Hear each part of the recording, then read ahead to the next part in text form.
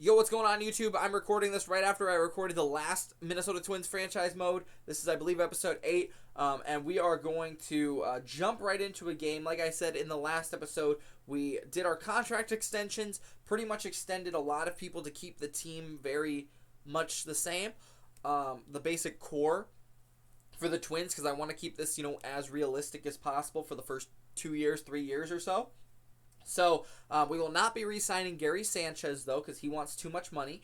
And there's a couple of other guys like Bundy. It's just like, yeah, he was a one-year deal. Colome, we got him in a trade. So, we signed most of our guys. And again, just to recap the budget, we're at $130 million already this year. It looks like our cap will be about $134, or maybe depending on how we can split it up, maybe we can get closer to that 170 mark. But, we're going to be about 130 to 170, which is a little bit higher than I think the Twins normally pay, which is good, because we like to spend a little bit of money. But it also is going to depend largely on how our players do next year. A lot of these guys have, 2-year contracts, just to kind of see how they do, and we can maybe get some trade value for them. So, really, we're looking to 2024 to really make a playoff push. Next year we might bring another free agent in, and so forth. But again, that is really what we're looking for, because we are 500 right now. 500, 7-3 in our last 10 games, 4 games back. And if you look at the standings here, we are third, of course, like you just saw. But we have a lot of games to play against our division still, which is big, especially when we play a lot of the Tigers and the Royals. We need to win those games. But if you look at the wild card, which is most important probably, we're hanging around.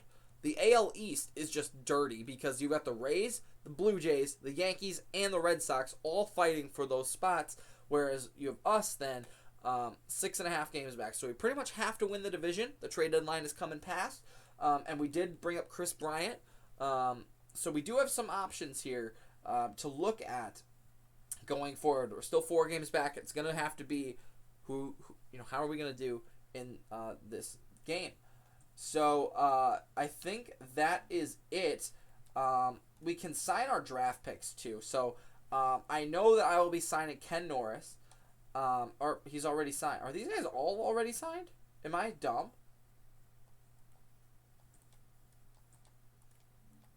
Okay, so maybe I'm dumb, and all of these guys are the guys that we signed in our draft picks. So that's good. These are decent guys. If I could not have signed this guy, I probably wouldn't have, or this guy.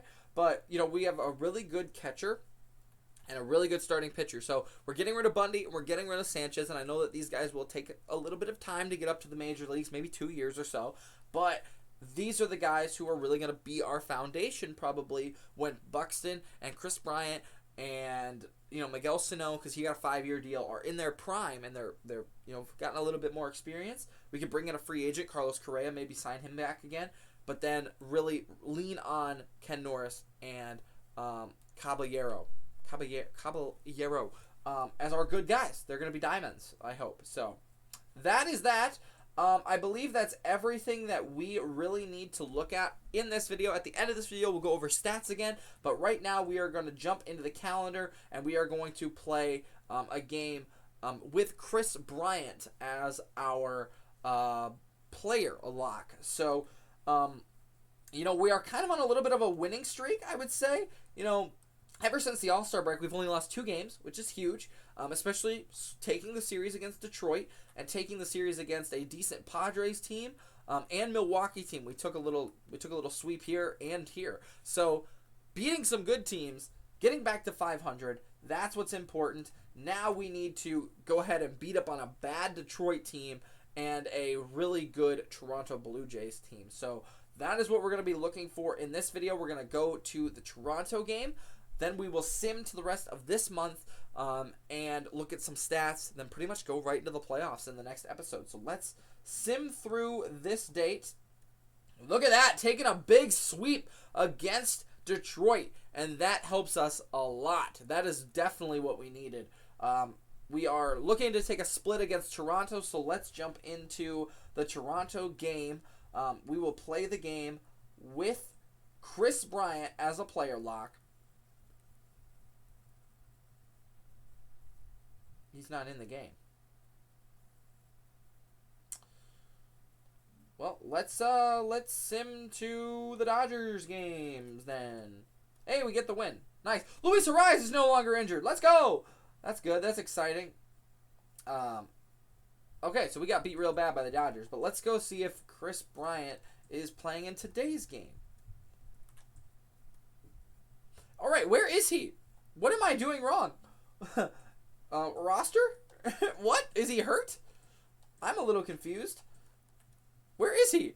Kris Bryant is third base. What? How do I do this? Lineups. Hello? We're going to put you here. Does he play at all on our team? We got him for a bench guy? No, we did not. Okay, so I'm glad I recognized this. We're going to put him against a... We're going to put him in the DH spot against... Okay. Can I go back to the Twins? What am I doing? All right. So right-hander DH. He is going to play third base. Right-hander no DH. We will give Urshela that day. Well, how are his stats compared to Kris Bryant's? Kris Bryant is so much better against left-handers. Okay, so left-hander DH is Kris Bryant. Left-hander no DH. I still want Kris Bryant in there. So we're going to put him here. I'm glad I looked at this. Okay, that's great. Because I want Kris Bryant playing. That's obviously important. We will give him a day off on the no DH day, I guess, because we got to get Urshela some playing time. And this is why I'm saying, like, next year, I don't need all these guys because, like, why do we need all these guys? You know what I'm saying? So let's play our next game. We're going to player lock as Kris Bryant. Yes. And we are playing the Dodgers. So this is a big game. We just lost pretty badly. They're really good. So this would be a huge game to get, a couple games above 500. And if you saw on that main screen, we were, is that loud? It feels really loud. Okay, but we are, how do I turn down the volume on my TV? Holy cow. So, if you saw on that screen, it looked like that we were only a game and a half back. So this is a big game for us to win. Here's Kris Bryant. He is facing Tyler Anderson. It's raining in LA. Doesn't make much sense to me. But let's go. Bottom of the first inning. Ooh, good pitch there. Sinker down and away. Kris Bryant batting .266 on the season. Here in the second inning. And that was a fastball down the middle that I hit well. Is it going to be gone? It's gone! Kris Bryant, baby! A home run. And the Twins take the lead. Let's go. Bomba Soda. There you go. 24th home run on the year. That's why we traded for him, baby. This is dynamic difficulty, I believe. I didn't see what it was, but I think it was All-Star. Here's the replay. Fastball down the middle, straight away center. 406 with an exit velo of 109. Or 101, basically, if you round up. So that is great. On the season, he's batting .268 with an 890 OPS, 65th RBI on his 24th home run. That is great. Tyler Anderson still in the game, and he will pitch to Kris Bryant once more. He has 6 triples, too. Look at that. That's exciting. Tied 1-1 here in the fourth. Inside for ball number 2. This is huge, though. If we can get a win here, Kris Bryant already doing good things, not only on the team, but that's to the opposite field. It's slicing. It's going away from Betts, and it one-hops the wall. We are not going to get a triple out of this, but a double for Kris Bryant now in his second at-bat. He's 2 for 2 today in his 24th double. When you're matching as many home runs as you have doubles, and you're still batting, up in the upper 260s, that's pretty good. 0-2 to Polanco, and he swings over to first base. That's going to be it for the fourth.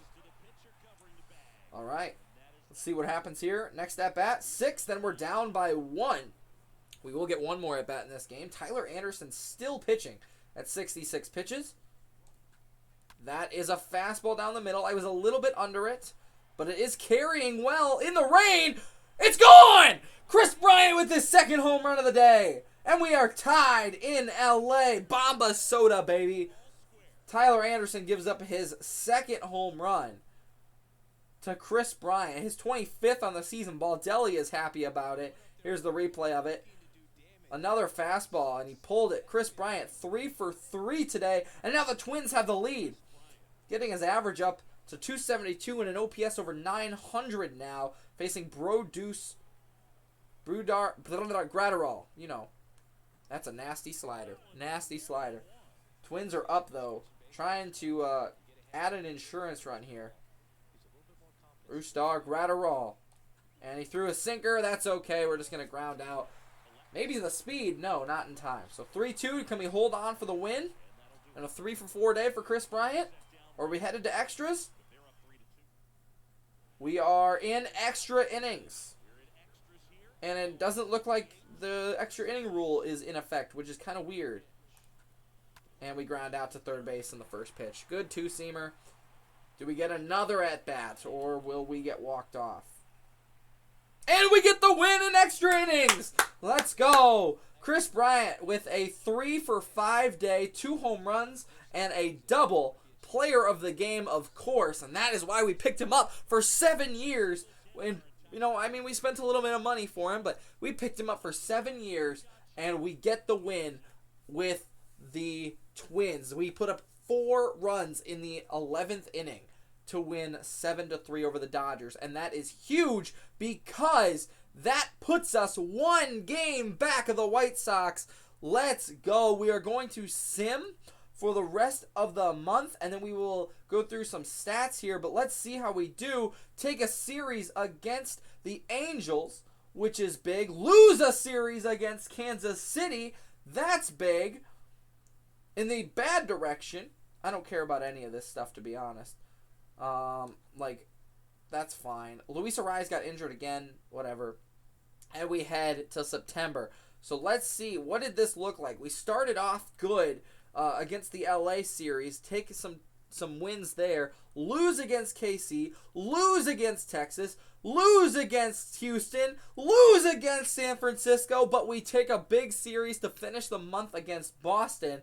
And that sets us up for September.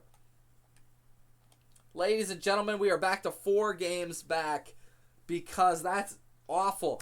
This is a huge series against the White Sox. You're going to have to wait till next episode. But let's just take a look at a few of our roster players, our big players. Of course, we know Buxton and his stats. He's batting .231, 19 home runs, 48 RBIs. I mean, this is why we're struggling right here, is Buxton just doesn't have what he did last season. And I know we didn't play a ton of games last season. He only played 61.